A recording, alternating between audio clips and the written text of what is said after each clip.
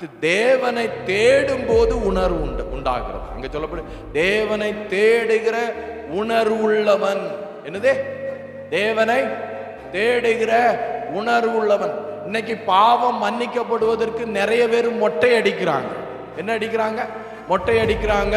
நிறைய பேர் அன்னதானம் கொடுக்கறாங்க. நிறைய பேர் பல கிலோமீட்டர் நடக்கிறாங்க. என்னெல்லாமோ செய்து பார்க்கறாங்க. ஆனா பாவம் எங்க இருக்குதா? பாவம் எங்க இருக்கு? இருதயத்துல இருக்கு. பாவம் எங்க இருக்கு? இருதயத்துல இருக்கு.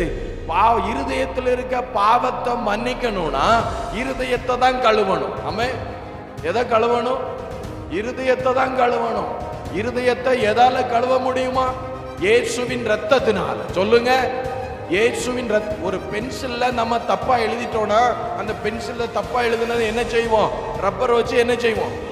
அழிப்போம். அதே போல நம்முடைய வாழ்க்கையில பாவம் வந்துச்சுன்னா அந்த பாவத்தை அழிக்கிற ரப்பர் எது தெரியுமா? இயேசுவின் ரத்தம்.